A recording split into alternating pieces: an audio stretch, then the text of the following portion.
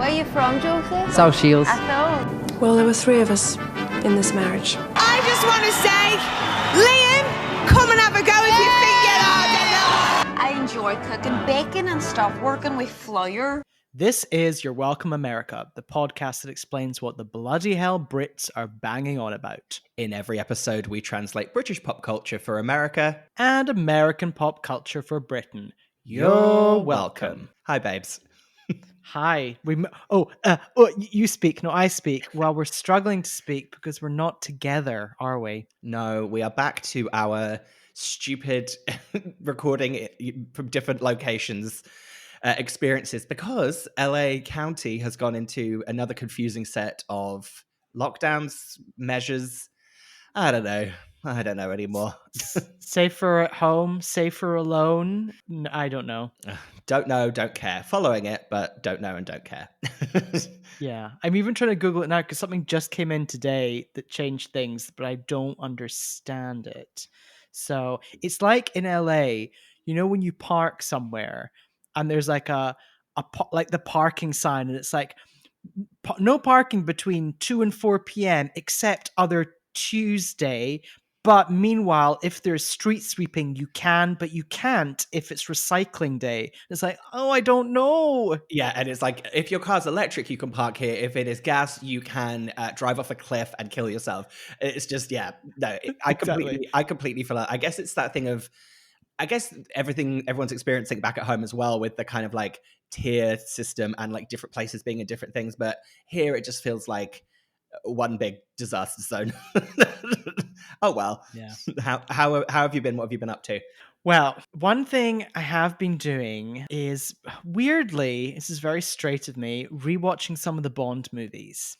Oh no, I'm you know, I have a secret straight side when it comes to my taste in film and television. So I love the Bond movies. I love obviously the peak for you and I would always be the Pierce Brosnan 90s Bond movies. That's the pinnacle. But I do like going back to the source material and watching the really misogynistic, awful ones from the past. Yeah. The other week we watched GoldenEye together, didn't we? we did. What a baffling movie. Very strange. Yeah. Again, a movie I don't think I've seen since it came out. And my knowledge of that movie is mainly based on the computer game. And half of that movie was trying really hard. And the other half was just like giving into the 90s. No, it was more Judi Dench does a great speech about equality and sexism and really just referring to sexism in the Bond movies. And then we cut instantly to a scene of Famke Janssen's character, Xenia Onatopp, I think murdering a man with her thighs in a sauna while she orgasms. Yes. That's right. Very, very confused signals coming from her and her thighs. So last night I watched Goldfinger because according to like Rotten Tomatoes, translation tomatoes, and all those sites, that's meant to be the best one. It's not a very good movie. Just objectively, it's not a good movie. Give me so I remember obviously Goldfinger is where the lady gets painted gold.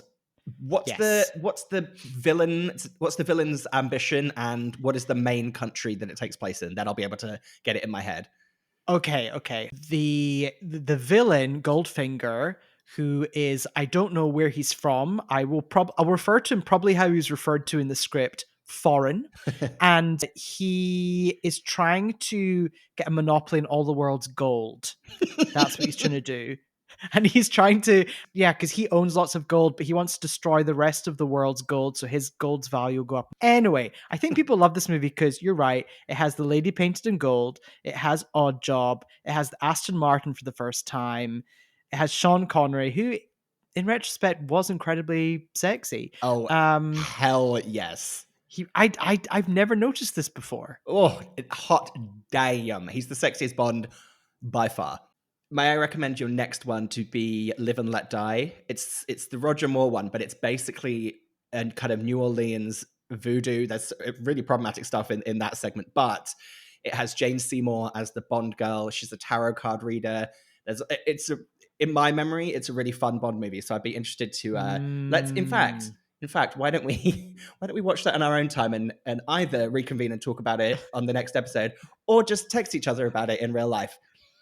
Both sound great. I'm already excited about the costumes that go along with the tarot card reader. What have you been up to?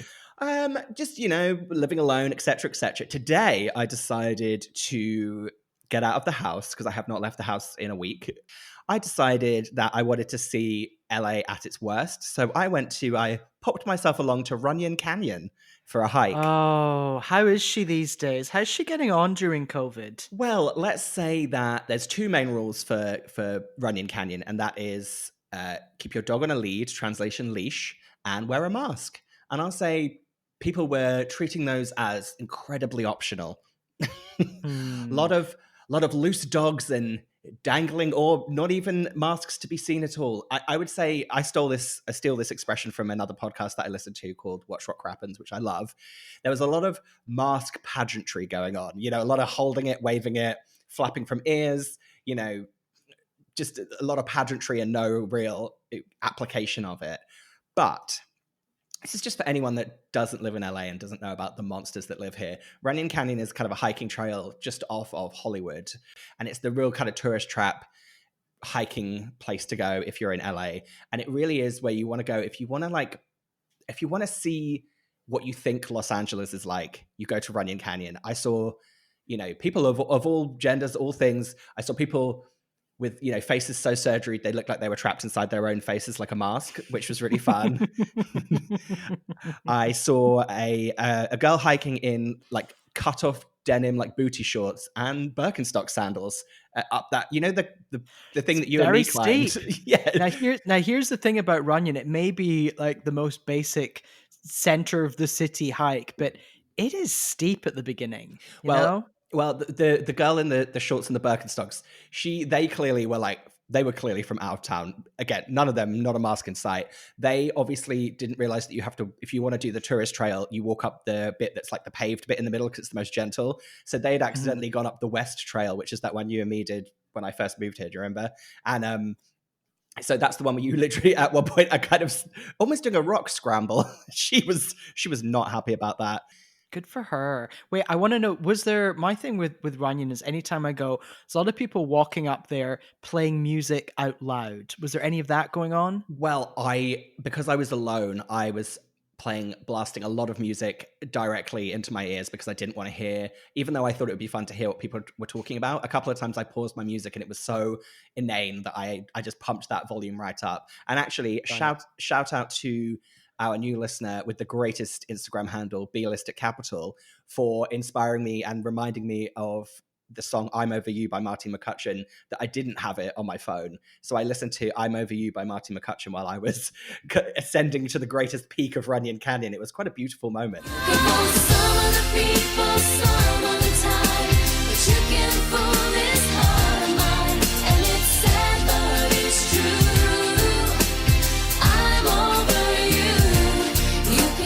Oh, that's lovely. I just want to say, I think the UK equivalent of Runyon Canyon, bearing in mind this is a kind of an elevated walk in the middle of a city.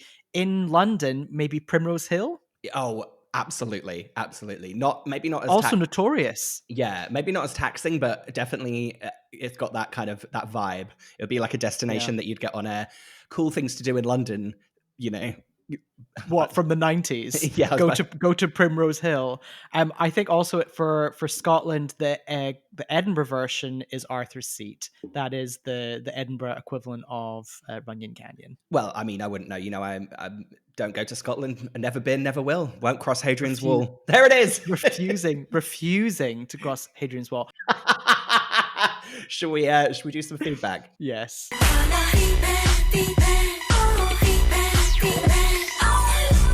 Okay, I'm going to start off by saying that podcast nemesis Michael, he got in touch to say that quite obviously the US equivalent of Princess Diana is Marilyn Monroe. Elton John was giving us the clue all along. I mean, that's the thing about podcast nemesis Michael. When he's right, he's goddamn right. Okay, what have you got? Well, I was going to say, did you see that also Teddy commented and said that he thinks that the US equivalent is Jackie Kennedy? Which I think is also a great suggestion. That's fine, but you know my feelings on Jackie's. Jackie Stallone? Exactly. She's the only Jackie that I care about. Okay, fair enough. We have a couple of reviews as well on iTunes. So I'm going to read, one of them is very brief. It's entitled Vicky B, and it's by Max Powers 8810. And they simply said, hold on to your knickers, girls.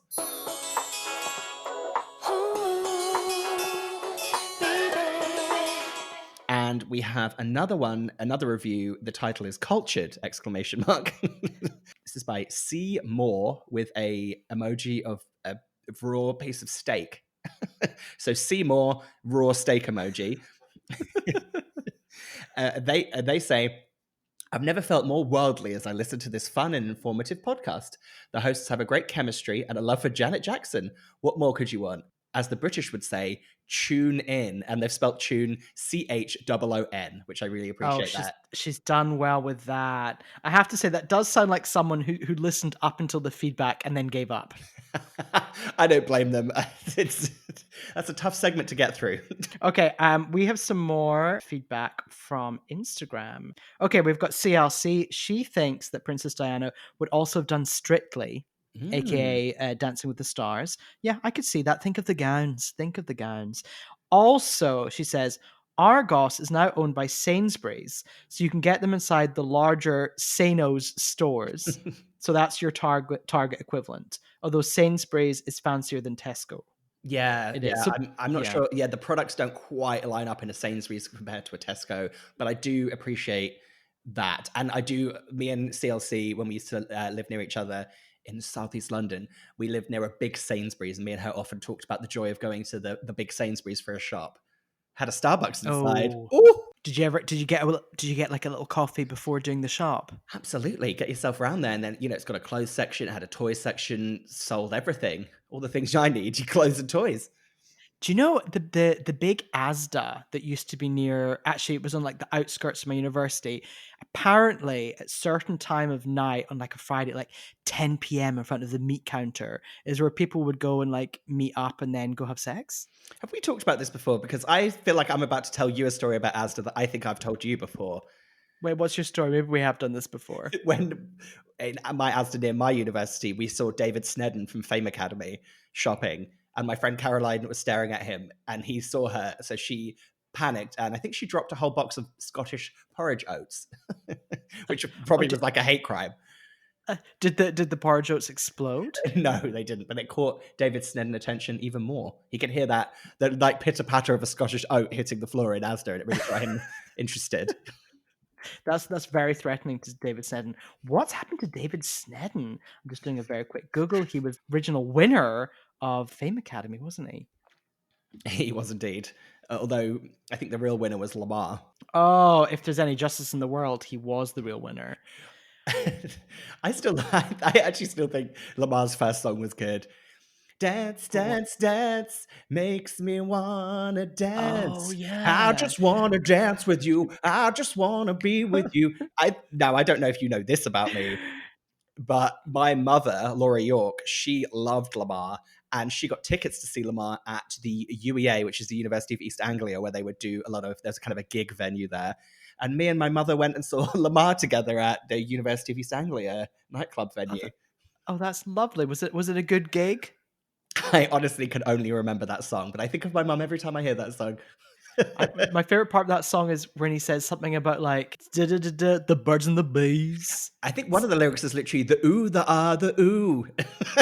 The sound of the birds and the bees. Yes, exactly. Our two favorite moments are the same line split up. Isn't that lovely? Right. Have you got any other feedback for us? Oh my lord. Oh, hang on.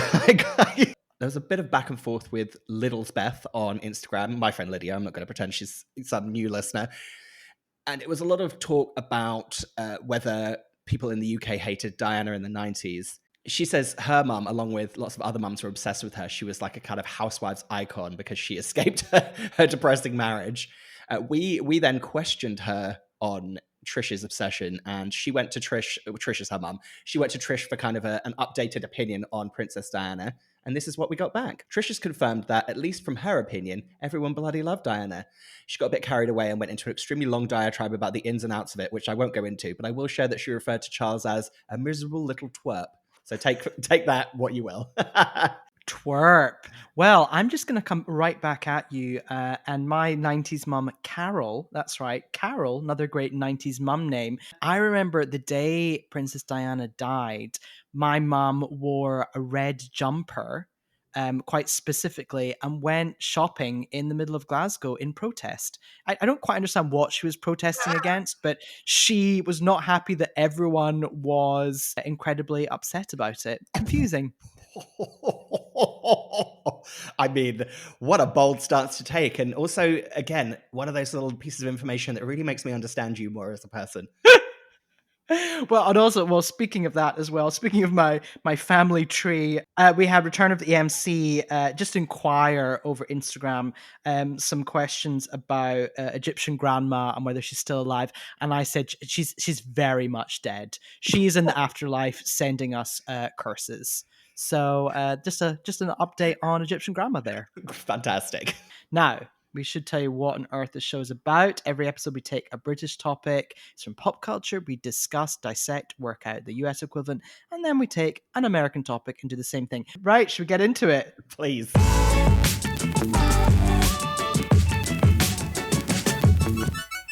And we are back. Ben, you are doing the first topic, and that is American. What do you got for me, babes? Well, this time of year, you might want to cozy up. You might want to get festive. You might be looking for a stocking filler, or as they might say in America, a stocking stuffer to give someone. And may I recommend my American topic for today, which is Mariah Carey's book. It is The Meaning of Mariah Carey. So we've both read this. We have indeed. I may not have finished it, but I've definitely made some serious inroads. Okay, got it. Well, first of all, actually, I know we're both holding the book. The front cover, she is dressed in black. She looks great. It does look like her hand is caught in her extensions in her hair and she's trying to get them free. Yes, she has a real lion's mane actually on this cover. But actually, not to jump ahead too much, but the topic of her hair is a real kind of thing in this book, and it's actually quite fascinating. But it sure is. It does look quite lion-esque on the cover. She also appears to be wearing what I would describe as a sexy funeral outfit. She could definitely make a very solid appearance at a funeral in this outfit. Actually, if you look at the lower part, you can see her underwear. Oh yes, so you can. Well, I'm open to that at my funeral. I mean, much like, Elton John outliving Kim Kardashian, Mariah Carey is going to outlive me. So, Mariah Carey's book, The Meaning of Mariah Carey. Now, here's the thing. What were your expectations of this book before reading it? I wasn't expecting... Well, okay. I'll be fully transparent. So, when I first heard she was doing a book, I thought, oh, that'll be fun. Then I watched the Oprah Mariah interview before I got the book, which is actually what made me order the book. So it was a very effective piece of advertising. And obviously on that interview, Oprah read a lot of kind of excerpts and talked about a lot of the themes of the book and the topics. So actually I was prepared for how serious a lot of it was and how much kind of the subject of her race and ethnicity is a huge factor into who she is and what's kind of shaped her. So actually, I kind of went into reading it knowing that because of the Oprah special. But before I watched the Oprah special, I was like, oh, it'll be fun. It'll be lots of hearing about her lavish lifestyle and all that stuff. But I think it was a good balance, actually.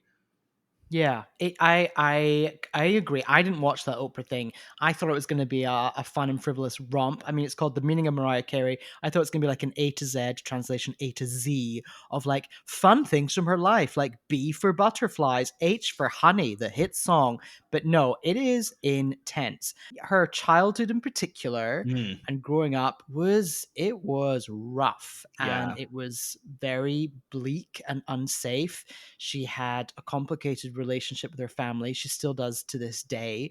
It seems like she's constantly trying to work out how to deal with her family. It's like, okay, they're my family. I know I'm meant to love them, but they're also awful people. But I should also support them. That kind of is going on a lot. Yeah. Awful things happen. Like her sister throws a scalding hot cup of tea over her. She gets burnt. There's racist abuse going on. So yeah, it's all go. But I mean, a main theme, and you've already touched on the fact that she grew up mixed race. And a lot of it is whether she passes for white or whether she's black enough. There's a lot of that going on. Mm-hmm. Yeah. So that is all fascinating, and yeah, it makes you have a new understanding of Mariah. Obviously, in this podcast, we want to have a bit of fun. So I'm going to pick out some of the fun standout moments from the book. Now, first of all, in general, the mansion that she built with her ex-husband Tommy Mottola in the 90s, which she referred to as Sing Sing. Yeah. This fascinates me. Yeah. Loved reading about Sing Sing. That was, even though, again, it's actually a very dark chapter of her life, I am obsessed with Sing Sing and that whole situation. A lot of, are you going to read the story about her escaping with Debrat? Because that's wild.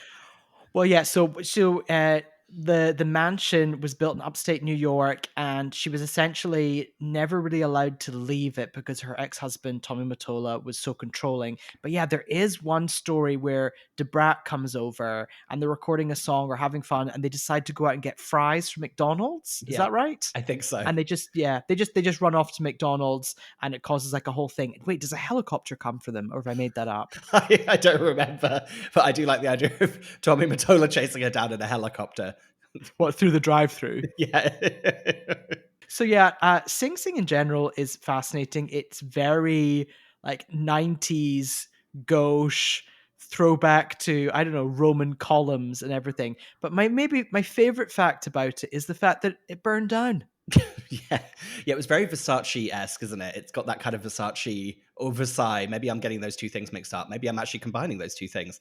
A Versace reference. Versace. That should really be a diffusion line by Versace.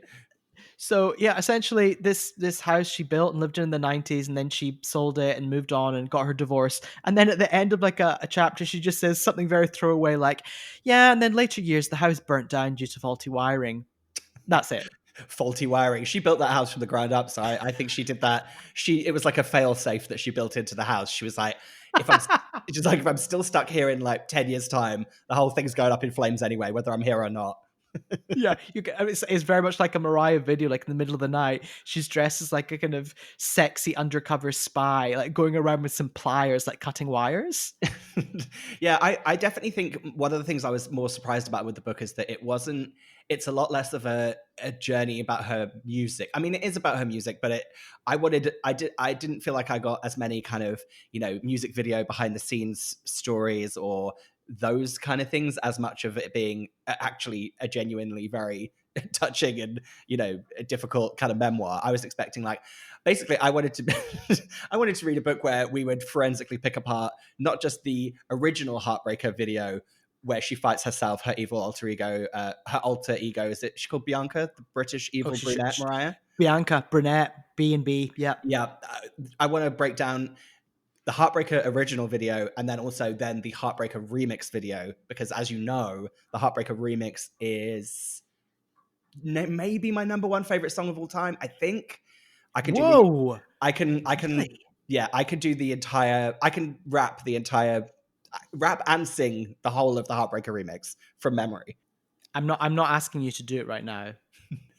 I'm not going to do it for you. Don't you worry. Okay, wait a minute. Okay, hang on then. What are your favorite Mariah songs? Hit me. Okay, so number one is the Heartbreaker remix. I can't put anything at the top. This is more of just a grouping. So I'm going to say the Heartbreaker remix, Vision of Love, Like That. Oh, and Touch My Body. Oh, great songs. Well, let me tell you a story about It's Like That. When I would go out at university, because it's very 2004, 2005, I would refuse to leave the club until they played that song. It's not even a song that you can really dance to very much. So like the DJ reluctantly at like 3 a.m. would play that as the final song, and I dance usually with my friend Sabrina, and then we'd leave. Bing bong, bing bing bing bong. I'd say the only dance move you can do to It's Like That is a body roll. It's very much just a lot of kind of from your neck down to your kind of knees. You can kind of just roll that whole thing constantly. Get like a groove. Yeah, I can see that. Also, at that period of time, I had the Mariah remix album. Oh, And yeah. what we used to do is we would take it with us to house parties. And we get to the house party, we make ourselves a drink, be like, hey, everyone, hey, hi, hi, hi. And then we'd slowly sort of shuffle over to the CD player. And then as soon as a song ended, we would like eject what was ever in it. We'd put in the Mariah remix album. And then we'd spend like the next hour dancing around it, protecting it and making sure no one else would change it. Exactly what would people want to put on in the place of Mariah's remix album? I mean, Oh, well, Coldplay? 04 and 05. Well, no, it'd be like some Killers or something. Oh, no, thank you. I love the Glitter soundtrack. I have great visions of competing on X Factor and being able to perform that killer note from Never Too Far. You know, the bit where she literally screams it at the end of the song. Do you know what I'm talking about?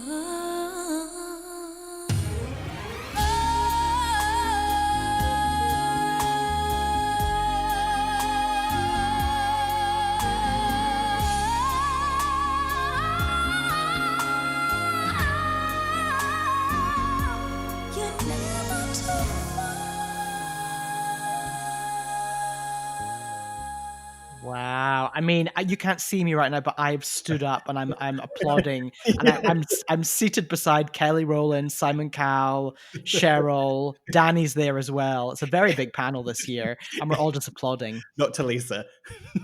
Talisa's not there. No, she's not there. The reason I'm so obsessed with that is because I love that bit, because you think you know what's coming, and it's like one long note, and then she goes up and up again and up again, and one final time. I feel like I've never seen her perform that song live. I'm not sure it's actually possible.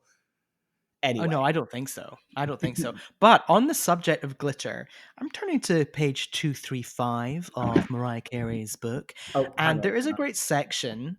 You're flicking through the pages. There's a great section where she's talking about what happened on TRL with glitter back in the day. So, quick refresher, that's when she apparently stage crashed TRL, I'm using that in quotation marks, and she had like one ice of those cream little trolley. carts. Yeah, an ice cream trolley, and she was there. That in the public side, that was like the beginning of her breakdown. So I thought this was all very fascinating, this section, because essentially she was overworked. She was trying to make glitter happen, particularly because it came after, her new record signing to Virgin after getting away from her ex, Tommy Mottola, at Sony. So she thought, and I was like, this is genius. She thought, I'm just going to turn up TRL and I'm going to, cause a scene and promote my album. I'm like, great, this is what you should do. But I love this section because she's very shady to this day about Carson Daly, and I really appreciate that. I very much freestyled my dialogue, as I tend to do, and I was hoping Carson Daly could play off of me, riff, and involve the audience, as one would expect a host to do. But he didn't play along. I know he was probably told to act surprised, but he didn't act at all. I was like, ooh. I'm just reading the next bit. I awkwardly removed the t-shirt to reveal gold sparkly hot pants and a Supergirl tank top, but in response, Carson acted all aghast and said, Mariah Carey is stripping on TRL right now. And then in brackets, oh, now he decides to act. And then this line, I certainly was not stripping, I was revealing. Love it. I mean, good for like, that is a dream situation on a TV show or anything for a giant superstar to come on and do that. Do you think? Well, I feel like Mariah gets the respect that she deserves now because she doesn't deal with fools like Carson Daly. She goes on to, Watch What Happens Live and gets worshipped by Andy Cohen. And he knows exactly if she went on to Watch What Happened Live and started taking her clothes off, Andy Cohen wouldn't say, oh, Mariah Carey's stripping now. He would fall to his knees and worship at her feet like he should do. Funnily enough, actually, speaking of Andy Cohen, this memoir is published by like Andy Cohen Books or something, isn't it? Well, I mean, he's a publisher. Oh yeah, look, Andy Cohen Books, Henry Holt and Company. Oh, he's got his finger in every little pie, isn't he? That shady little cat. Yeah, I mean, but I mean, good for him because he knows the audience. Mariah's like plugged in. Good for all of them. Anyway, moving on. You're like, furious. Talk about Andy Cohen. Good for him. He's got my life. Furious. On page 238, there's also a great section about Mariah and Diana. Just to throw back to the last episode. And she talks about seeing Diana at a Vogue party. And she says, She was in a stunning sapphire-colored gown, neck dripping in the same blue gems, and she had that look, the dull terror of never being left alone burning behind her eyes. We were both like cornered animals in couture. I completely recognized and identified with her. We shared the understanding of how it felt always being surrounded by people, all of whom might not be trying to hurt you, but all of whom are trying to do something. They all want something. So I kind of took this as Mariah essentially recognizing and predicting the sad downfall of Diana. How did you take that? Yeah, definitely. Do you know what? The thing with Mariah is it's very easy to laugh at her because she has a very camp kind of value that makes her very kind of, everyone has like a lovable laugh at her about things, but she kind of has a point in that. I can imagine they both live, it's not necessarily that she's saying she is Princess Diana, but I guess it's just about being at that time a woman living in like a very controlled kind of environment. And actually, this is how I felt throughout the whole book. Every time she said something, I was like, I agree with you. Yeah, I hear you. I agree with you. And I thought Mariah's got a point throughout this whole book. I was like, wow, this is amazing. But some of it came across as feeling a bit embellished. I didn't have proof of that until we got to the point about VH1 Divas Live. So Mariah's talking about a performance which meant to honor Aretha Franklin. And Aretha's at the center of it. And joining Aretha is Carole King, Mariah, Gloria Estefan, Shania Twain, and Celine Dion. Oh, there's a lot of crimped hair in that. My memory of seeing it, if I'm just conjuring it out correctly, everyone's hair is crimped. A lot of heavy, expensive clothing going on as well. So in the book, Mariah says, this is Aretha's moment. She needs to be front and center. All the rest of us should respect that and not go for it. And then she essentially implies that Celine Dion went too hard. And then at the end of it, she says, in fact, I was so embarrassed about this person's behavior, aka Celine, that I walked to the back of the stage and left the performance. I then watched the performance. That didn't really happen. I was like, yeah, Celine goes for it, but it's still very much about Aretha, and Mariah didn't walk to the back of the stage. So it made me question everything. Calling her Mariah the Liar. I am now. Take us higher. I do like the other story she tells about Divas Live where she's doing the duet with Diana Ross and they're trying to make them wear those, she calls them hideous green sequined gowns. She says they were cheap costume types, nowhere near couture, putrid. And then there's that great story where she tells Diana Ross that she actually has two dresses that they could possibly wear together, and they're Versace. Let me read it to you. Donatella Versace had made me two fine metallic mesh link mini toga style numbers, one gold and one silver, and I brought them with me. And then in brackets, what a perfect night to have options. And then basically Diana Ross agrees to wear the silver dress and she wears the gold one, and they look fucking fantastic in them. In fact, I think there's a picture of it in the pictures bit in the middle. I love that so much. But I love that description, like Versace chain link fine mesh toga mini dress. Sure. But also, who's this random person coming up being like, here's like a putrid green dress that we've got for you to wear? Who is this person? People don't just come up to you in a show, particularly Mariah Carey, and be like, we've chosen this for you. That doesn't work like that. No, there's definitely wardrobe consultations before anything like that. So, wait, you've given your favorite Mariah songs. I need to give you my favorite Mariah songs. Hit me. Okay. Actually, I know your favorite. So can I guess it? Yeah. Loverboy. I love Loverboy. Loverboy remix. I love that song so much. Only came to Spotify this year. That is my fave. Underrated classic for me is Through the Rain. Oh, yeah. Great. Love that song. And then also probably just Honey in general is just an amazing song. Oh, God, I can't believe I forgot about... I mean, the problem is I want to just... my instinct is just to list every single song pretty much because I love nearly every song she's ever released. But Honey is so good. The video for Honey is so good. Oh, that's the moment for me in the 90s where I was she suddenly got my attention and I was like, oh, okay, I've got it. Because before then I remember like Fantasy and all that. I was like, yeah, this is fun. But then Honey hit and there's that amazing video and she's wearing like a white mini skirt and it's got that beat and I was like, okay, I'm on board. That bit where she shimmies out of the dress in the pool and she's wearing the kind of Ursula Andress Bond bikini thing and heels. Oh, she's so exquisite. I guess that's... Do you know what it's... You know what it's quite similar to, actually? It's quite similar to Kylie's On a Night Like This video. There's definitely they're definitely sisters. Sister Both videos for agents, sure. they're both agents, double agents. That, you know, like the Australian and American agents.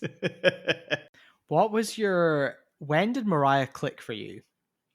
Ooh, great question. I think I hate to say it just because you did. I think Honey is when she clicked for me. I knew that I liked fantasy, and I remember the roller coaster stuff and the kind of, I liked her aesthetic in the fantasy video. It's like genuinely probably how I still want to dress now, in like a denim cutoff short with a flannel. But like, I think Honey is where it really, because I think we're being of a similar age. It's when our kind of consciousness of the gayness and the campness and the being like, oh, a diva woman is amazing. It all kind of coincided with her kind of emancipation, if you will. Don't you think? Not yet. No. Not yet. I know, but like her actual emancipation, where she got to start doing whatever she wanted, kind of coincided with us being those gays of a certain age. And then she truly, like, I loved her anyway then. I was on board with her then, but I would say the Emancipation of Mimi album when I was at university, it made me realize that I loved her, and I went back to the kind of back catalog after that and was like, oh yeah, I love all these songs. Oh, I love Mariah Carey. Oh, I'm a maybe not a full lamb, but I'm a baby lamb. No, a lamb is a baby sheep. A lamb in waiting? Yeah, I'm a lamb in waiting for sure. I'm not a fully fledged lamb because I don't know all of the lore and the history, but I'm very much I'm a lamb adjacent. I'm a ram. I agree. We're in the field across the street. Yeah, we're rams. Yeah, we're rams in the other field. Yeah, no, I completely agree that the Emancipation of Mimi in 2004 was just such a moment. I just feel like, yeah, anytime I hear, Jermaine Dupri, JD on the track, and Mariah together, that's when that little collabo really got me. So, kind of, it's like that, and Got Your Number. I love Got Your Number. Shake It Off. Oh my God, I love Shake It Off so much. Shake it off. Oh God, I fucking love Shake It Off. But as we discovered recently, that last album she did, the Caution album, is very, very good. It came out a couple of years ago. And it's a great, as we discovered in Palm Springs, if it's, it's just starting to get dark and you're having a cocktail, we'll just put on the Caution album. And you just shimmies around in the background. Yeah, get the fuck out. I mean, GTFO is an iconic song and should have been way more appreciated outside of the Lamely and just the gays, GTFO should have been a Billboard #1. So, Mariah Carey book, as I said, perfect for Christmas. Get it in your stocking. Would you, Ivan, just when you were a kid, did you get a stocking? Yeah, we had pillowcases, I seem to remember. And I was so scared of Father Christmas coming into my room while I slept. I would have to sleep in my brother's room in his bunk beds on Christmas Eve because I told my parents I didn't like the thought of a man coming in a room while I was asleep. Yeah, and that's 100% fair. Like an old, weird white man coming into your room and like leaving you gifts is creepy as hell. In fact, we certainly know that podcast nemesis Michael and his family are considering switching out Santa Claus with Mariah Carey. Yes, she's actually the person who brings you gifts, and she is the real spirit of Christmas. And I think that's fair. Yeah, I mean, oh God, we haven't even touched on the Mariah Carey Christmas special. Speaking of that. Oh, I haven't watched it yet. Have you? I've only watched the performance of Oh Santa with Jennifer Hudson and Ariana Grande, where Mariah and Ariana harmonize a whistle tone. And I basically just, much like every other homosexual on the planet, just watched that and essentially left my body and ascended to heaven. Left my body. Pull me on the floor.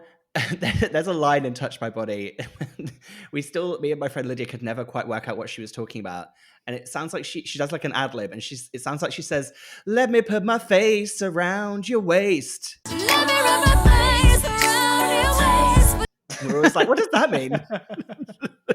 Well, she's just like nuzzling someone's waist, like giving a little sniff. Exactly. Put my face all around your waist. Oh my God. Me and my friend Caroline were obsessed with the "Treat You Like a Teddy Bear" line from Touch My Body. Ooh, what a creepy line. Treat you like a teddy bear. What's the Tropical Breeze line? That's your favorite, isn't it? I want you to caress me like a tropical breeze. We could do a whole episode just on Touch My Body, just deconstructing the lyrics and how amazing that song is. So, the UK equivalent of Mariah Carey's book, The Meaning of Mariah Carey. Where are we going to go with this? It's a toughie. Now, I haven't read a UK based memoir for quite a while. I mean, back in the day, If Only by Jerry Halliwell. I was going to say I read all of the Spice Girls autobiographies. They were Learning to Fly. I've had a thought. It's actually in a You're Welcome America First. It's actually about something that doesn't exist. Oh, okay. So what? Yeah, we're trying to work out the UK equivalent of Mariah Carey's book. Hit me. It would be, because I just looked it up on Amazon.com and I can't find an official autobiography, but in my imagination, it would be if Dame Shirley Bassey did an autobiography, would be The Meaning I of was Mariah. totally going to suggest Shirley Bassey. Yeah. They've actually got very similar backgrounds and kind of stories, actually. They're both mixed race divas. There are jewels. There are big voices. There are legends. Shirley Bassey, not as big as Mariah Carey, but as is always the way with UK-US equivalents. Yeah. Famously, didn't she not make much money at the beginning of her career because she asked to be paid in diamonds? Or have I made that up? I mean, again, that sounds like something that would be in one of their autobiographies. Actually, is that how you would buy the book? You'd have to pay in diamonds. Yeah, you have to send a diamond to Shirley Bassey's house and she'll release a copy of the autobiography. Honestly, this is one of those. So I know Big Spender is like a 80s tragic, like kind of UK kind of end of the pier drag performance song. But I will tell you, everyone should go back and listen to Big Spender and just like truly appreciate how it's an amazing song. I just wanted to throw that out there as a public service announcement. Okay, thank you for that. Isn't also Shirley Bassey now really problematic for some reason? Like she said something or did something. Oh, she can do whatever she wants. She can say and do whatever she wants. I'm just going to tell you a very quick story, and I might cut this because it might be too long-winded. But when I worked on a popular daytime talk show, she came on as a guest, and my friend Debbie, shout out to Debbie, was looking after her. And she was in her room flicking through a rack of clothing to wear, of dresses, while my friend Debbie was briefing her. And she said that she was kind of rejecting different gowns and outfits. And she said that she took a look at Debbie's outfit, and Debbie was wearing a leopard print t-shirt or top that day. And apparently Shirley Bassey just went, leopard, and then just plucked this leopard print gown from her rack and wore that on the show. And so me and my friend Debbie always talk about that. Leopard. That's perfect. Yeah. Okay, well, we've got to it. We've got to the place where the UK equivalent of Mariah Carey's book is Dame Shirley Bassey's unwritten memoir. Go get it by sending her diamonds. You're welcome. You're welcome.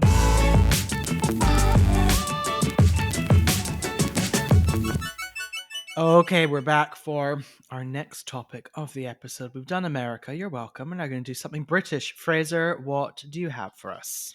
Well, you do not get more British than the Great British Bake Off, or as it's known here in America, the Great British Baking Show.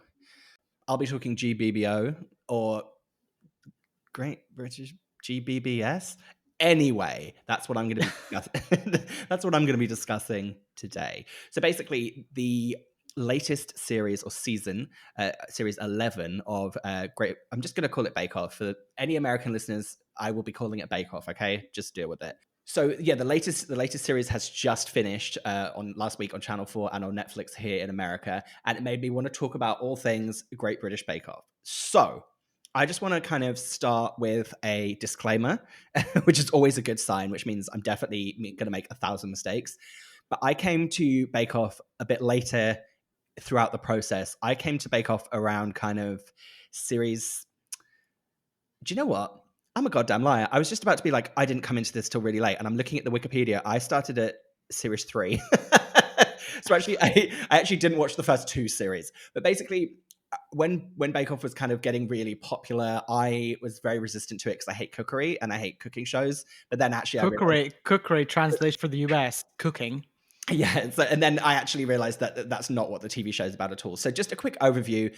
Great British Bake Off is a competition reality show where a group of amateur bakers get together for every episode, and they have to do baking basically and be judged, and someone goes every week, and then there's a winner. So that's the vague, loose description of Great British Bake Off.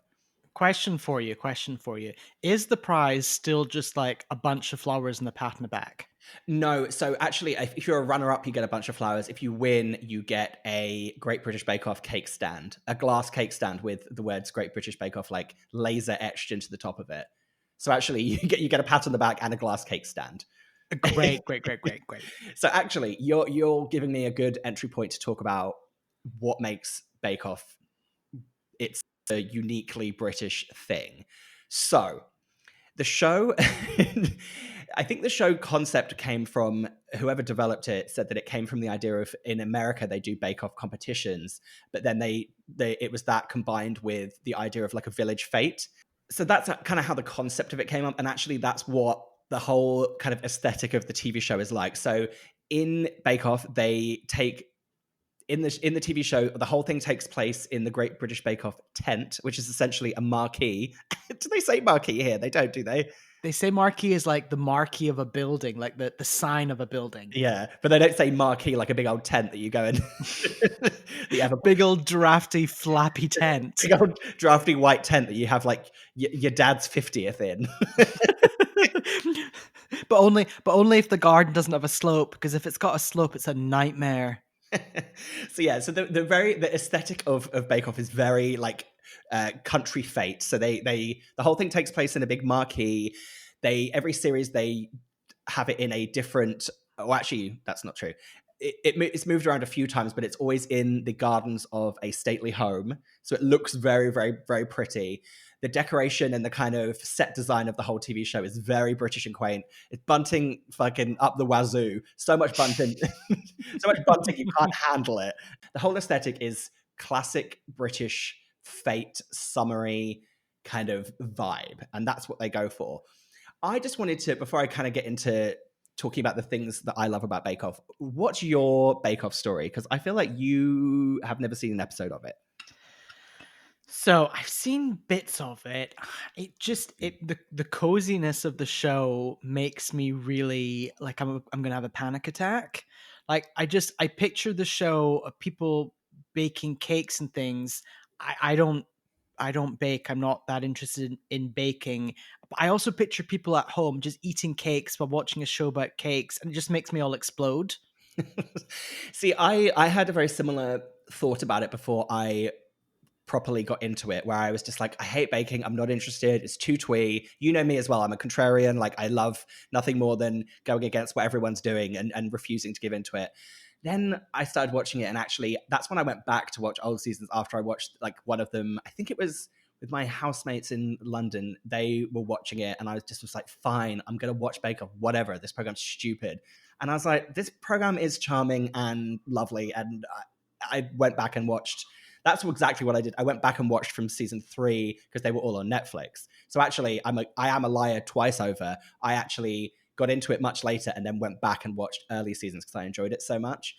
I'll tell you why I like it. Particularly. So I got into it in those last few years of living in London because it was always on. It's on every week, and you can kind of. It felt like a really nice activity for me and my housemates to get together and watch it because it's the most low stakes TV show you've ever seen.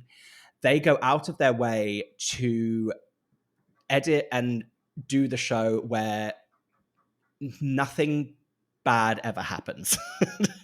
So there's actually a lot of pressure and people do cry and it is quite intense, but there's no nastiness between the contestants. They're all like friends. They have a lovely time. When people get kicked off of the show, the hosts cry because they're so sad to see them go. They do those interviews and in the interview after they get kicked off the show, they always say like, I've had a lovely time. I've had the time of my life. There's something about it that seems like it should be irritating and too sweet, but once you give into it and let it brainwash you, it's the most like comforting, cozy blanket you've ever like laid under in your life. So So what I'm telling you is you need to just watch Bake Off and just get over it, basically. Okay, Anyway. okay, fine. So I'm going to talk about a few little details about it, of what has kind of made it the intensely popular TV show that it is. Because when it first started, it's a bit of like a sleeper hit. I think it was around the kind of series 2 and 3, where actually their ratings go from like 2.77 million viewers of the first series to like 13 million viewers in the UK, which is a lot for the UK viewing figures, around kind of series 7, where it kind of reached this like fever pitch. So the original kind of lineup of people on the show was the 2 judges were Paul Hollywood and Mary Berry, and it was hosted by Mel and Sue. I've never thought about how funny Mel and Sue how their names are when you just say them like that. Just Mel and Sue. So for any American listeners to understand who Mel and Sue are, they are a duo, like a comedy duo, who came to fame in the 90s because they had their own Channel 4 show called Light Lunch. And it was a daytime, a lunchtime, like, how do you describe Light Lunch? Magazine show? Yeah, it was like a really strange TV show. It was a cult TV show as well. It was so popular, and they would have guests on and interview them, but the 2 of them are comedians, so it was all done with a very like British kind of nudge, nudge, wink, wink tone, and they would do cooking segments, but the joke was always that Sue couldn't cook, so she would always mess up the cooking segments, and very uniquely British show, and like, very hard to explain to people. Do you know who I think that the US equivalent of Sue is? Who? It's Rachel Maddow. Yes. Well, they have a very similar aesthetic. Very similar aesthetic. One's in news, one's in entertainment, both lesbians, done.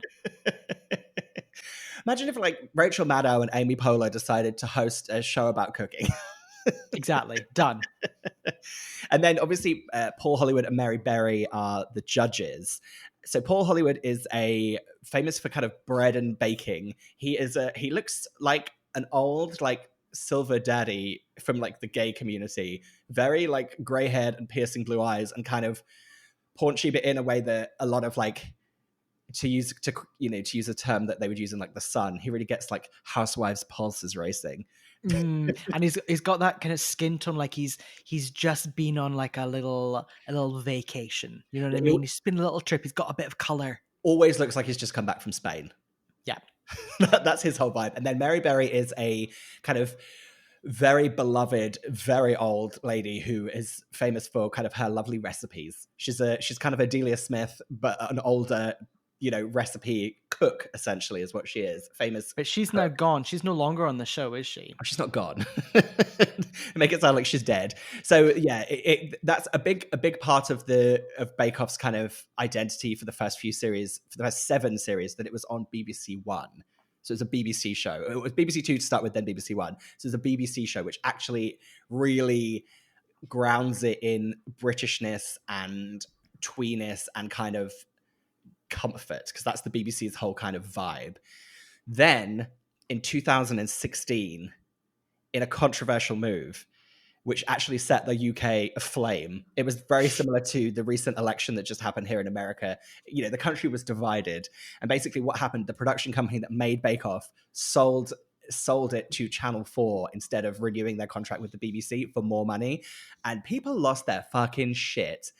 It's not going to be the same. It's not going to be the same. Yeah, it turns out it's exactly the same. The main gripe people had is that, I don't know if American listeners know this, but on the BBC there are no commercial breaks, and on Channel 4 there are.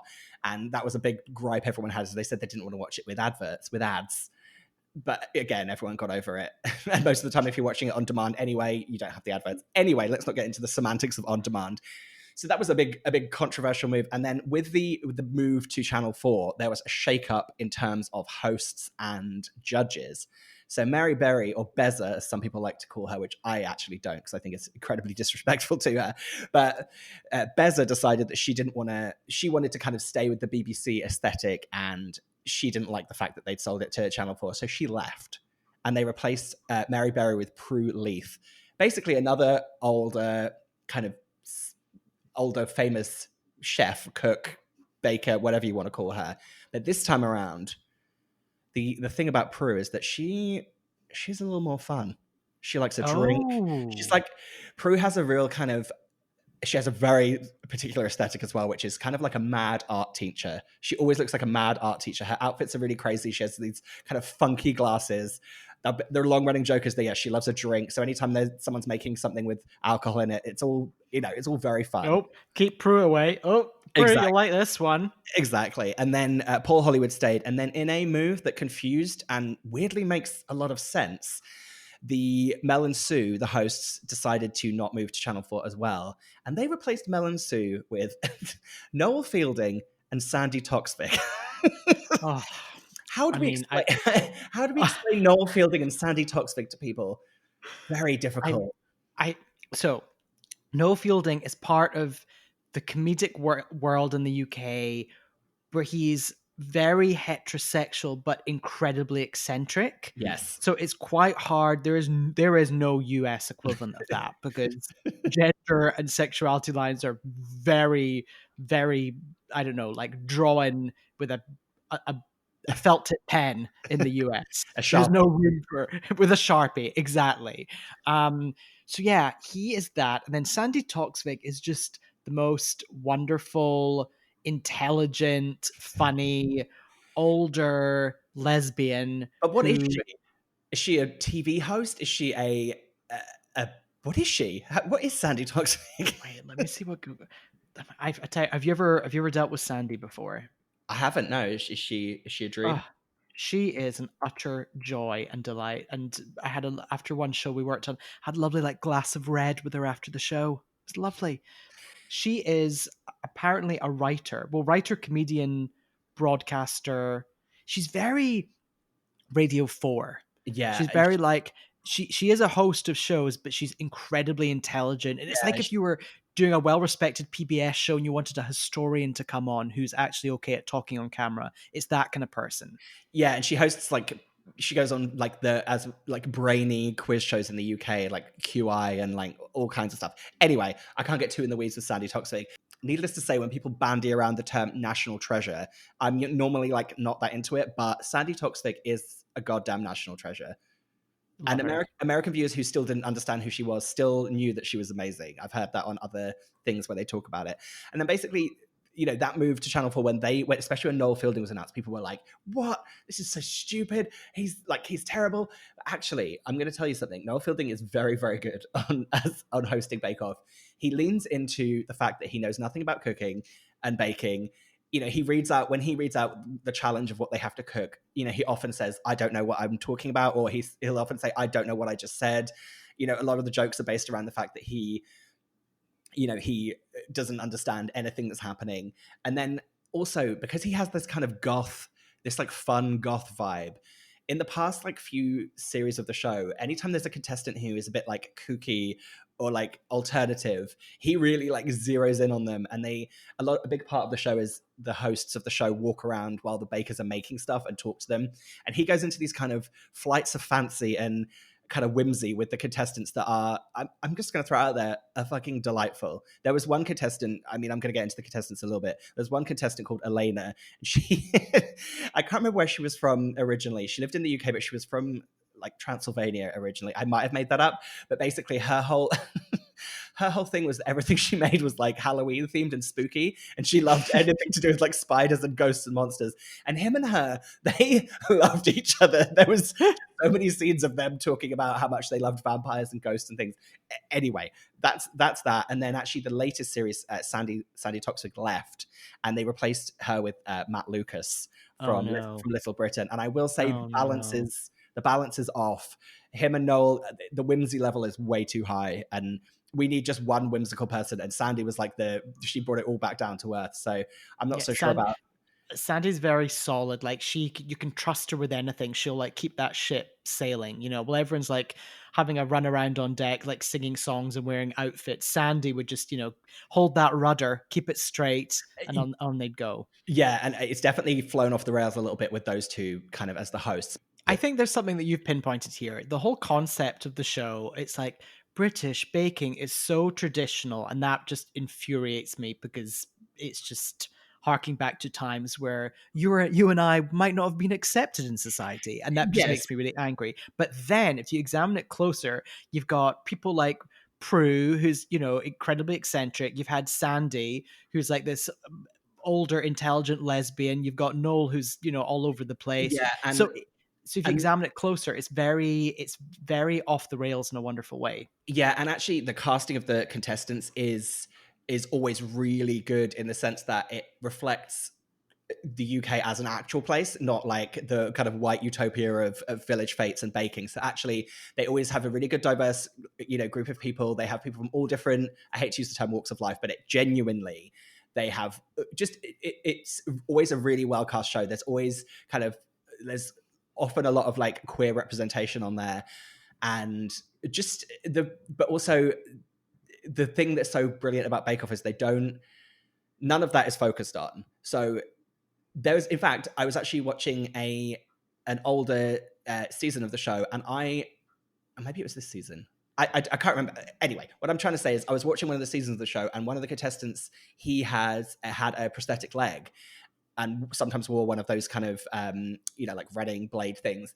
And I did not know until the episode that he left the show and they showed him walking off into the distance that I didn't even know he had a prosthetic leg, because not at any point was that something that they talked about in as like a plot point for the show. So, people drop little hints here and there about their real lives when they're talking about stuff, but none of that is what it's about. It's literally about baking, which I really appreciate. I honestly think that you would like the show a lot more than you think you would, because it's quite cleverly made and not as twee and annoying as you think it is. Anyway, this whole episode is not about me convincing you to watch it, because whatever, it doesn't matter.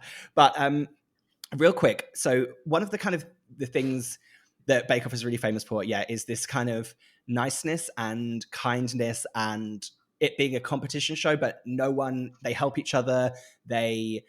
No one's ever argued on it. There's nothing bad has basically ever happened, apart from, I'm going to read you a little list of the this is actually from an article on The Sun called "The Top 5 Most Scandalous Moments of the Great British Bake Off." But I'm going to read them to you. So one of them is an amazing moment from when Mary Berry was still on the show, and basically one of the parts of the show they have a technical challenge, which is where the contestants essentially they get given ingredients and have to make something. They don't get to prepare for it like they do normally. And in this episode, it was Jaffa cakes, and they cut to Paul and Mary, and they're having Jaffa cakes and a cup of tea, and Paul dunks his Jaffa cake into his cup of tea, and Mary Berry was disgusted because Mary Berry's posh and old, and Paul Hollywood's from like Liverpool and is like rough and ready working class man, and apparently that was a huge cultural divide that rich people and posh people don't dip their biscuits in their tea. Oh, so that's would you dip a Jaffa cake? I wouldn't dip a Jaffa cake into a cup of tea, because I don't think that the structure of the Jaffa cake is. You want like a you want more of a biscuit structure, whereas the Jaffa cake's more of a cake structure, and I think that's going to dissolve too quickly into your cup of tea. That's fair. And then there's two of the most iconic Bake Off controversies. So in one of the seasons, they were making baked Alaska, and one of the contestants, Ian, put his baked Alaska into the freezer, and then another contestant, Diana, is seen moving it out of the way to make space for hers. And this is a very controversial thing, because basically his whole baked Alaska obviously melted and collapsed, and he had a kind of a hissy fit, and he threw it in the bin. And it was actually dubbed as Bingate. And people were debating whether or not it was deliberate sabotage, but because he threw it in the bin and had a hissy fit, it's one of the only like negative moments that's ever happened on Bake Off. And I think there was no way of them cutting it out, because he left that week, he got kicked off that week, and when they presented their final dish, they couldn't edit around it. So like it's one of the only times something negative has ever happened in the history of Bake Off. And then was he eliminated that week because his baked Alaska was so bad? Well, it's because he threw it in the bin, so they couldn't even try it. Oh, he really just gave up. Yeah, and that's the very ethos of Bake Off, is that if someone like truly fucks up, they still present it to the judges, and the judges will say like, oh yeah, this is a mess, or this is unfortunate, but they will always still be like, the flavor's good, or like, you're really nearly there. It's so encouraging. So for him to throw it in the bin was a very negative, non-Bake Off move. And then the one final other controversy, actually there was a great controversy from this year where someone knocked someone's cakes to the floor. But the big one is Custard Gate, which is basically where they were making, what were they making? Oh, they were making trifle. And this contestant, I fucking hate trifle. And there was these two contestants, one called Deborah and one called Howard.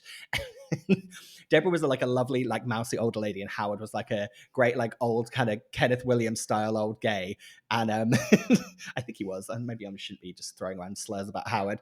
And basically, at some point when they were making the custard for their trifle, Deborah accidentally used Howard's custard in her trifle, and then by the time they realized, he just had to use her custard. And then when it came to them tasting them, it turns out that Howard had made more superior custard, and she'd essentially stolen it by accident, and hers tasted better because of that, and she cried. Oh no! So then what happened? Who did they both get through? What happened? Yeah, they both got through, because it was quite early on, so there was lots of contestants. But and the lovely thing about the show is that she cried, and then he came over and he was hugging her and saying, "It doesn't matter, it's fine." And that would never happen on any other kind of reality show. It would all be about like cutthroat and stabbing each other in the back and like, well, you shouldn't have given me your custard, and it would be like a fight. But in this one, they like, when someone does cry on the show, they rally around them. The other contestants do, the hosts do. They go and hug them. They're like, take five. It's one of the most like supportive and nice TV shows I've ever seen, and I can't believe I like it so much because of that. Wait, what? Does it ever rain? Because you know what it's like when you're in a marquee tent and it rains. It's pretty miserable. So what happens when it rains? Let me tell you something, Ben. The British weather is one of the biggest plot points on Bake Off. So, so they film the show in the summer. So there's always a lot of talk. Obviously, it does rain, and they just have to show shots of it raining so that you can explain the sound issues that they have because of it. So they talk about the fact that it's raining. But one of the big points is that when they're baking things that are very sensitive to heat, like if they're making kind of souffles or anything with like chocolate that's going to melt or ice cream that's going to melt, it's all they fucking talk about. They're like, it's 29 degrees in the tent today. And the bakers were like, oh my God, it's 30 degrees. It's so hot. It's so hot. Oh my God, my baked Alaska's going to melt. It's like a huge plot point for the show. It really is. So there's a contestant that won series 3. He's called John Waite, and he is a homosexual. And I am very into him. He has a lot of thirsty things on Twitter, and I'm just sent you a couple. Is he like wearing an apron, but also like a chef's hat, but also baking? No, this is actually. I want you to describe the pictures I just sent you. Oh wait, whoa. Okay, they've all come through. For the remainder of 2020, you can find me collapsed under my Christmas tree in my Christmas onesie, tequila in one hand, Stollen bites in the other. What's a Stollen bite? It's like a Stollen is a Christmas. It's like a biscuit. Stollen biscuits, I think. I can't remember what they're made of. So he's posing wearing a very suggestive. It's not like a thick onesie. It's more like a onesie that you'd wear in the winter under like other clothes to keep warm. Yeah, it's like a genuine undergarment, isn't it? But it's one of those like sexy gay ones. I think he's really hot. Basically, he's in incredible shape. Yeah, the whole reason I wanted to bring him up is just that to use a very British term, I fancy him. he's a hot guy. I can see it. And after finally secreting Anthony Crank into existence, I just wanted to talk about another kind of Manchester homosexual that I'm very attracted to, and maybe he'll hear this somehow and we can talk to him. I think one of the things that Americans find like fascinating about the show is the fact that the food that they cook on it is so British, and there's that talk of like pies, and they made Cornish pasties at one point, and it like blew America's minds. And the fact that here pies are fruit pies, and in the UK their pies are full of meat, it just it's a lot going on. But also I don't know enough about cooking to talk about all those things, so if anyone has any specific questions they'd like to find the equivalents for to do with baking, let us know, because I certainly can't think of any. So when I was trying to think of the US equivalent of Bake Off, obviously it's one of those tricky ones where they had the American kind of Bake Off, which I don't think was a very big success, but also Bake Off is a huge success here. So it's kind of something that already exists. So I just thought I'd think of a little more out there version of what it kind of represents. So bear with me as you go on this roller coaster ride with me. So Bake Off is the most quintessentially British TV show you can find. So I am thinking that it's a combination of these two things. You really got to go with me on this ride, okay? Okay. I tried to find the most trashy American cooking competition reality show, and I found something called Barbecue Pitmasters, which is essentially a cooking competition about people who make barbecue food. And the whole thing is like flames and white men with long beards and like meat and like barbecue pitmasters and like, you know, monster trucks and like American Eagles, rock like and roll music. yeah, like, yeah, like all the flame graphics sliding into camera, and there's like a yeah, exactly, and like bald eagles like flying out of like a barbecue grill and like just like American flag, just the most American thing you can find. So I thought maybe you could say barbecue pitmasters, but also I was thinking about this. Bear with me. This feels like I'm doing a dissertation in You're Welcome America. So bear with. I was thinking the whole vibe of Bake Off is not competitive, sweet, nice, British, sarcastic, quirky. Everyone's going like a lot of knowing, a lot of winking, nudging, like sincere, but you know, like in a very British way. So all self-deprecating, yada yada yada. I thought the most opposite and most American reality concept that is not that is The Bachelor / The Bachelorette. Oh yes, Because it's like it not knowing in any way. It's very American. Oh yeah, that's pretty good. The sincerity that everyone goes into that show with, the drama of it, like none of that. I mean, I know they've tried in the UK to make that work and they can't, which is why they had to do Love Island, which is way more trashy. But like, no one would ever be able to do The Bachelor or Bachelorette in the UK because they wouldn't be able to talk like that.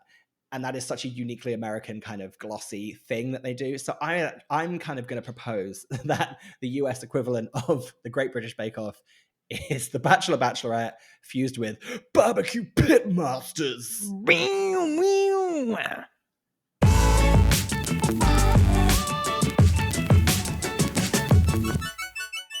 Okay, as ever, we're going to round out the episode with a game of Welcome Not Welcome, where we say very American, very British things, and we say whether they're welcome or not, i.e., whether we like them or not. I've decided to make all my Welcome Not Welcome topics things that very traditional things that are made on Bake Off. Okay. Welcome Not Welcome. We've lightly touched on it already. Trifle. Not welcome. Now, just to Not explain welcome. to our audience, I know you're going to find it not welcome because you struggle with foods that have multiple textures in one food. A trifle has, a layer, remind me, it's a layer of double cream, a layer of jelly, and how does it work? Hang on. So yeah, a trifle it's a dessert and it's sponge cake at the bottom, which is soaked in wine or spirits, topped with layers of jam, custard, and cream. And you know, you're sorry. The reason I cackled so much is because I always forget how well you know me. And yeah, you're right about the texture thing. It's too many bells and whistles for me. A trifle, too many different gloopy things for me to deal with. I can't stand a trifle. Okay, welcome or not welcome. On a similar food note, American biscuits. Oh, so are we talking the American definition of biscuit? Correct. Oh, welcome. So it's essentially a savory scone, right? Yes. Oh my God, absolutely. Let me tell you something. Biscuits. I don't know if I've ever mentioned the fact that my dad's from the Caribbean, translation Caribbean. If you're in America, I'd never mention it on this show. And when we used to go to St. Vincent every year for our holiday, one of my favorite things, we would go to KFC and we would get like a chicken meal, whatever, but they would come with biscuits. So I was exposed to them in an American thing in the Caribbean, and I love them. They're so nice. A biscuit is wonderful. You're right. It's very much like a savory scone, but also a bit like the pastry you would get on top of like a meat pie almost. Yeah. So like a really good meat pie. I tell you what's really good. You know how we're not allowed to eat at Chick-fil-A because they're homophobic? Yeah, the chickens are. Yeah. Yeah, my boss, she ordered, not because she is a homophobe, but she loves Chick-fil-A. She's from the South. Like, let's cut some slack. So she ordered Chick-fil-A for all of us one day at work as a kind of just like a treat. She ordered all these Chick-fil-A breakfast items. And I ate a chicken biscuit which is basically just a chicken burger, but the bun is a biscuit, like a fluffy biscuit. Oh my That's God, a great man. scenario for you because you got Chick-fil-A, but you did not financially contribute. So you were fine. Exactly. It's like I got to finally try a chicken biscuit, but yeah, I can still stand by my morals and my such high morals and standards that I have, you know? Oh my Okay. God. So I'm welcome. Oh, Yeah, welcome. American biscuits, welcome. okay. Welcome or not welcome. Similar-ish kind of thing. Welcome or not welcome. Sausage rolls. I don't love a sausage. Well, I mean, I do love. I'm just thinking back actually now. Egyptian grandma used to always serve the Marks and Spencers ones, like heated Yeah. up at Christmas. Those were pretty good. Yeah. But now I would never crave a sausage roll. So, I'm on the fence. a sausage roll for American listeners is a cooked sausage encased in like flaky pastry, right? Yep.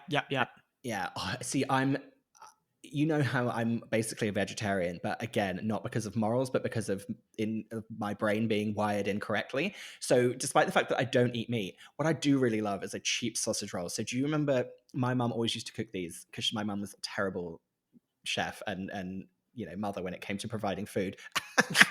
She would get those ones that were those individual sausage rolls that you put in that were in the freezer. And what you would do is you would put them all on a baking tray and then you'd brush a little bit of milk or egg on the top of them, and they would rise up and they would be like one little bite of a little sausage, kind of sausage meat in the middle, and all puff pastry around it that was all puffed up in the oven, and you just have like one bite. Oh, and the cheaper the better with them, with like were way more tasty. Oh my God, I'm actually salivating at the thought of those little cheap sausage rolls. So I guess maybe that's welcome for me.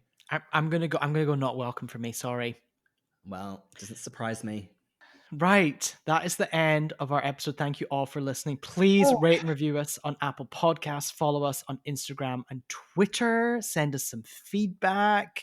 I mean, we've got one more episode this year, haven't we? Yes, we are going to be doing our Christmas episode. I don't know what we're doing. I just feel so exhausted. I mean, listeners are not going to know this because I'm going to do such a fantastic job editing this, but me and Ben have been talking for hours. But yes, we're going to be doing our Christmas episode, and that's going to be our last episode of 2020. And then we will be returning in 2021 with some exciting side projects. Nothing to get the audience more exciting than saying we've got a side project coming out. Multiple side projects. So have a good few weeks. We'll see you in time for the end of the year. You're welcome. Bye. You're so far up your ass, I can get to smell your own shit. Where are you from, Josie? South Shields. I thought. Well, there were three of us in this marriage. I just want to say, Liam, come and have a go if you think you're hard enough. I enjoy cooking bacon and stuff, working with flour.